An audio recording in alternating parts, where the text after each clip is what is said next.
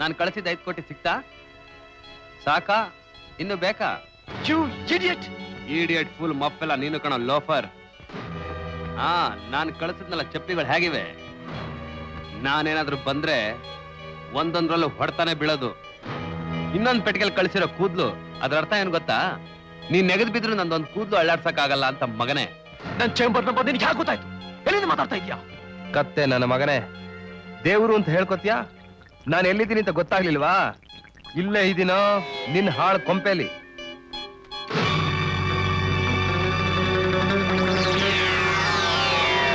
ಯಾಕೋ ಫೋನಲ್ಲಿ ನನ್ನ ಧ್ವನಿ ಕೇಳ್ತಿದ್ದಂಗೆ ನಿಂಗೆ ಉಸ್ ನಿಂತೋಯ್ತಾ? ಹಂದಿ ನನ್ನ ಮಗನೇ, ನೀನು ಒಳ್ಳೆ ಅಪ್ಪ ಅಮ್ಮನ ಹುಟ್ಟಿರೋದು ನಿಜ ಆಗಿದ್ರೆ ಮರ್ಯಾದೆಯಾಗಿ ನನ್ನ ತಂಗಿನ ತಂದು ಒಪ್ಸಿ ಕಾಲಿಡ್ಕೊ. ನಿನ್ನ 5 ಕೋಟಿ ರೂಪಾಯಿ ನಿನ್ ತಲೆ ಮೇಲೆ ಸುರಿದು ಸಮಾಧಿ ಮಾಡ್ತೀನಿ. ಜಾಸ್ತಿ ನಾಗ್ಬೇಡವೋ, ನಿನ್ಗೆ ಹೊಟ್ಟೆ ನೋವು ಬರುತ್ತೆ. ನನ್ ಸಮಾಧಿ ಮಾಡ್ತೀಯಾ? ನನ್ ಸಮಾಧಿ ಮಾಡಕ್ ಮೊದ್ಲು ನಿನ್ ಸಮಾಧಿ ಆಗಿರುತ್ತೆ. ಸ್ವಲ್ಪ ಹಿಂದಕ್ಕೆ ತಿರುಗಿ ನೋಡ್ತೀಯಾ?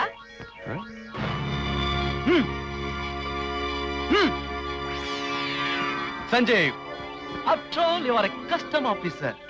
I am the leader of this kingdom. ಇಲ್ಲಿ ನನ್ನ ಅಪ್ಪಣೆ ಇಲ್ಲದೆ ಗಾಳಿ ಕೂಡ ಸುಳಿಯಲ್ಲ. Every chamber is controlled by me. ಹೇಳ್ಕೊಂಬನ್ನಿ ಅವನ್ನ.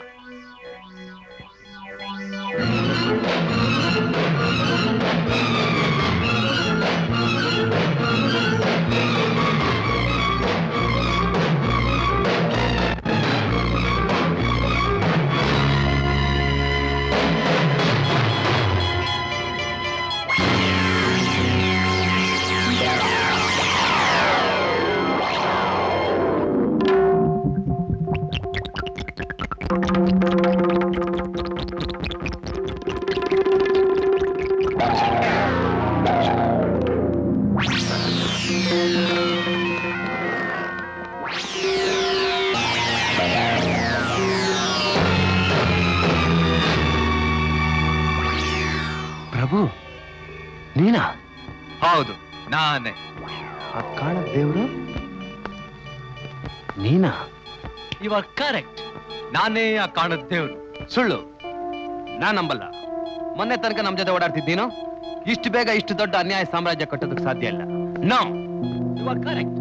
ಈ ರಾಜ್ಯ ಕಟ್ಟಿದ್ದು ನಮ್ಮ ತಂದೆಯವರು. ಅವರೇ ಆ ಮಹಾಪುರುಷರು. ಒಳ್ಳೊಳ್ಳೆ ವಿದ್ಯಾವಂತನ ಬುದ್ಧಿವಂತನ ಆರಿಸಿ ಸಹಾಯ ಮಾಡಿ ಅವ್ರಿಗೋಸ್ಕರ ಲಕ್ಷಾಂತರ ರೂಪಾಯಿ ಖರ್ಚು ಮಾಡಿದ್ರು. ಒಬ್ಬೊಬ್ಬರನ್ನು ಸ್ವಂತ ಕೆಲಸಕ್ಕೆ ಹೇಗೆ ಬಳಸ್ಕೋಬೇಕು ಅಂತ ಪ್ಲಾನ್ ಮಾಡಿ ಸರ್ಕಾರನೇ ನಡೆಸುತ್ತಾ ಕೋಟ್ಯಾಂತರ ರೂಪಾಯಿ ಸಂಪಾದನೆ ಮಾಡಿದ್ರು. ಅವ್ರಿಗೋಸ್ಕರ ನಾನು ಅನಾಥ ಅಂತ ಹೇಳ್ಕೊಂಡು ಹೊರಗಡೆ ಬಂದಿದ್ದೆ. ಪೊಲೀಸ್ ಡಿಪಾರ್ಟ್ಮೆಂಟ್ ಅಲ್ಲಿ ಸೇರ್ಕೊಂಡು ಅಲ್ಲಿನ ಎಷ್ಟೋ ರಹಸ್ಯಗಳನ್ನ ತಿಳ್ಕೊಳ್ತಿದ್ದೆ. ನಮ್ ತಂದೆ ಸಾಯೋ ಸ್ಥಿತಿಲಿದ್ದಾಗ ನನ್ನ ಅವ್ರಿಗೆ ರಾಜ್ಯ ಕರ್ಸ್ಕೊಂಡು ಪಟ್ಟಾಭಿಷೇಕ ಮಾಡಿದ್ರು. ಹೊರಗಡೆ ಇರೋ ಎಷ್ಟೋ ರಾಜ್ಯಗಳು ಸಂಸ್ಥೆಗಳು ಉರುಳು ಹೋಗ್ಬಹುದು, ಆದ್ರೆ ನಾವು ಮಾತ್ರ ಶಾಶ್ವತ. ನೋಡ್ ಸಂಜೀವ್, ನೀನು ನನ್ನಷ್ಟೇ ಬುದ್ಧಿವಂತ. ನೀನು ನಾನು ಒಂದಾದ್ರೆ ಇಡೀ ಪ್ರಪಂಚನೇ ನಮ್ಮ ಮುಚ್ಚಿಟ್ಕೋಬಹುದು. ವಾಟ್ ಯು ಸೈ? ಮುಟ್ಟಾಳ, ಹಗಲು ರಾತ್ರಿ ಒಟ್ಟಿಗೆ ಸೇರಕ್ಕಾಗುತ್ತೇನೋ? ನೀನು ಕತ್ಲು, ನಾನು ಬೆಳಕು. ಬೆಳಕಿರೋದೆ ಕತ್ಲು ನುಂಗೋದಕ್ಕೆ. ಈ ನಿನ್ನ ದುಷ್ಟಕೂಟನ ನಾಶ ಮಾಡೋದಕ್ಕಿಂತ ಮುಂಚೆ ನೀ ನನಗ್ ಸರೆಂಡರ್ ಆಗು. ಸರೆಂಡರ್? ಆ ಪದಕ್ಕೆ ಅರ್ಥ ಏನು ಅಂತಾನೆ ನನಗೆ ಗೊತ್ತಿಲ್ಲ. ಸಂಜೀವ್, ನೀನ್ ನನ್ನ ಹೆಂಡತಿ ಅಣ್ಣ ಅನ್ನೋ ಕಾರಣಕ್ಕೋಸ್ಕರ ಇದುವರೆಗೂ ಮಾತಾಡಕ್ಕೆ ಅವಕಾಶ ಮಾಡಿಕೊಟ್ಟಿದ್ದೀನಿ.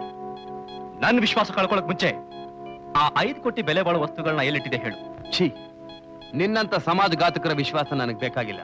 ಏಯ್, ಮೊದಲು ನನ್ನ ತಂಗಿ ನೆಲ್ ಬಚ್ಚಿಟ್ಟಿದ್ದ ಬಗಳು. ಅವಸರ ಪಡ್ಬೇಡ. ನಿನ್ ತಂಗಿ ಇಲ್ಲೇ ನನ್ ಜೊತೆ ಸುಖವಾಗಿದ್ದಾಳೆ. ಸ್ವಂತ ಹೆಂಡತಿನ ಕಿಡ್ನಾಪ್ ಮಾಡಿ ವ್ಯಾಪಾರ ಕುದಿಸೋ ನಿನ್ನಂತ ದಳ್ಳಾಳಿ ಹತ್ರ ನನ್ ತಂಗಿ ಎಷ್ಟು ಸುಖವಾಗಿರ್ಬೋದು ಅಂತ ನಾನು ಊಹಿಸ್ಬಲ್ಲ ಕಣ. ಸಂಜೀವ್, ಯಾವತ್ತಿನ ತಂಗಿ ಕೊರಳಿಗೆ 3 ಗಂಟೆ ಹಾಕಿದ್ನೋ ಅವತ್ತಿಂದ ಅವಳು ನನ್ ಸತ್ತು. ನಾನು ಅವಳನ್ನ ಹೇಗ್ ಬೇಕಾದ್ರೆ ಉಪಯೋಗಿಸ್ಕೊತೀನಿ. ಈಗ ನೀನು 5 ಕೋಟಿ ಬೆಲೆ ಬಾಳೋ ವಸ್ತುಗಳನ್ನ ಎಲ್ಲಿಟ್ಟಿದೆ ಅಂತ ಹೇಳಿದ್ರೆ ಸರಿ, ಇಲ್ದೇ ಇದ್ರೆ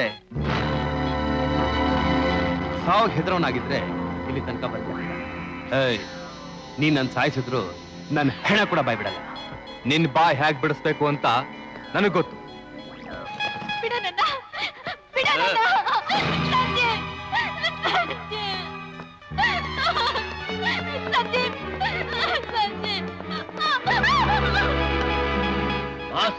ನೀವು ಹೇಳ್ದಾಗೆ ನನ್ನ ತಂಗಿನ ಹೇಳ್ಕೊಂಡ್ ಬಂದಿದ್ದೀನಿ.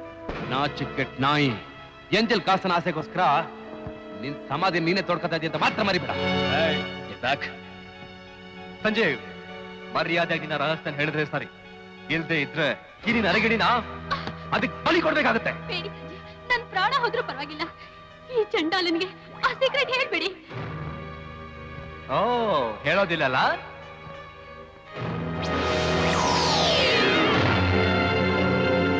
ನಡೋ, this is my last warning. ನಾನು 10 ಎಣ್ಸೋದ್ರು ಹೇಳ್ದೆ ಇದ್ರೆ ನಿನ್ ಲವರ್ ಕ್ಲೋಸ್. 1 2 3 4 5 6 7 8 9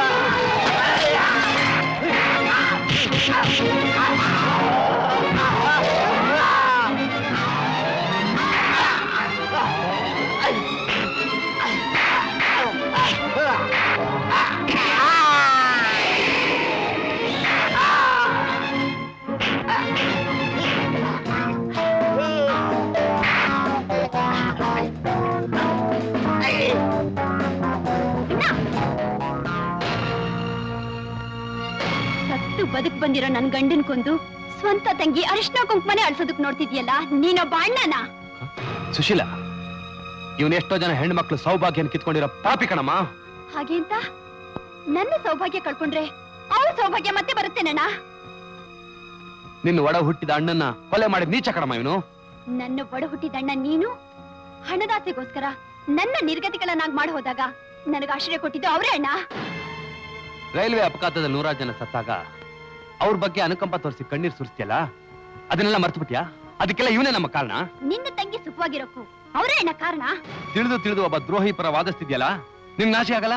ಅವ್ರು ಎಷ್ಟೇ ದ್ರೋಹಿ ಆಗಿದ್ರು ನನಗ್ ತಾಳಿ ಕಟ್ಟೋರು, ಆ ತಾಳಿನೇ ಕಿತ್ತಾಕ್ತೀನಿ ಅಂತ್ಯಲ್ಲ, ನಿನಗ್ ನಾಚಿಕೆ ಆಗಲ್ಲ?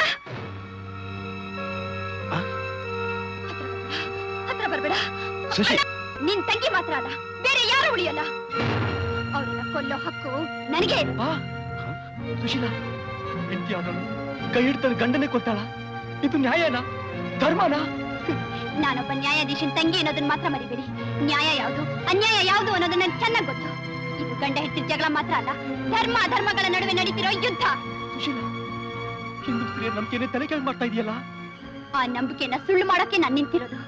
ಪತಿವ್ರತ್ಯರ ಕಥೆನ ಬರೆದು ಪ್ರಚಾರ ಮಾಡಿದವ್ರು ಯಾರು? ಗಂಡಸರು. ಗಂಡ ಬಂಡನಾಗ್ಲಿ ಪುಂಡನಾಗ್ಲಿ ಅವನಿಗೆ ವಿಧೇಳಾಗಿರ್ಬೇಕು ಅಂತ ಹೇಳಿದವ್ರು ಯಾರು? ನಿಮ್ಮಂತ ಕೆಟ್ಟ ಗಂಡಸರು. ಕಾಲ ಬದಲಾಗಿದೆ. ಹೆಣ್ಣಿಗೆ ಸ್ವತಂತ್ರವಾಗಿ ಯೋಚಿಸೋ ಶಕ್ತಿ ಬಂದಿದೆ. ಕೈ ಹಿಡಿದ ಗಂಡನೇ ಆಗಲಿ ಅನ್ಯಾಯ ಮಾಡಿದ್ರೆ ಎದುರಿಸ್ಬೇಕು ಅನ್ನೋ ವಿವೇಕ ಮೂಡಿದೆ. ನನ್ನ ಮಾಂಗಲ್ಯ ಕಿತ್ರು ಚಿಂತೆ ಇಲ್ಲ. ನೂರಾರು ಹೆಂಗಸರ ಮಾಂಗಲ್ಯ ಉಳಿಬೇಕು. ನಿಮ್ಮಂಥ ಸಮಾಜಘಾತಕರನ್ನ ಜೀವ ಸಹಿತ ಉಳಿಸಿದ್ರೆ ಇಡೀ ದೇಶಕ್ಕೆ